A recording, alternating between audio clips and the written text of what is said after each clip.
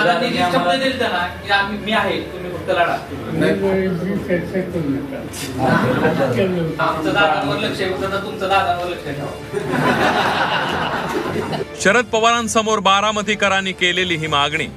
योगेंद्र पवारांना बारामतीमधून उमेदवारी देण्याची मागणी या समर्थकांनी केली. 10 वर्षात काय झाले की मर्यादा गँग थोडक्यात ही त्यांचंच कडे पडते आणि ह्याच्यामुळे सर्वसामान्य लोकांना दादा आपण पोचता येत नाही किंवा सर्वसामान्य लोकांचे कामं होतच नाहीत.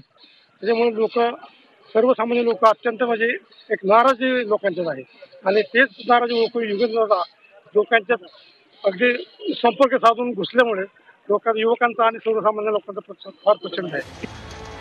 स्वतः योगेंद्र पवार लोकसभा निवडणुकीमध्ये अजित पवारांविरोधात मैदानात उतरले होते. लोकसभा निवडणुकीत योगेंद्र पवारांनी सुप्रिया सुळेंसाठी रान उभं केलं.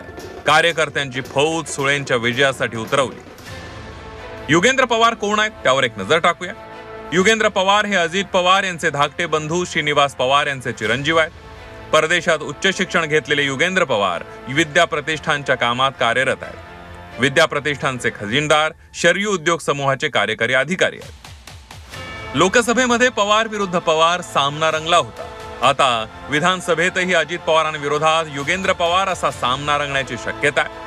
राष्ट्रवादी शरदचंद्र पवार पक्षाकडून उमेदवार म्हणून योगेंद्र पवारांना संधी देण्याची मागणी बारामतीकर करतायत. आज योगेंद्र पवारांनी जे लोकांतळागाळातील कार्यकर्ता कसा जपला, कसा तयार केला, लोकांपर्यंत कशा पद्धतीने पोहोचले हे पाहता आज भविष्य काळात योगेंद्र पवारांना कार्यकर्ते एक भावी आमदार म्हणून पाहत आहेत.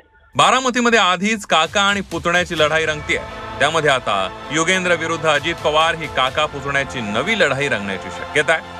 आता शरद पवार बारामतीचा दाता बदलणार का हे पाहणं महत्वाचं ठरणार आहे. जावेद मुलानी, झी 24 तास, बारामती.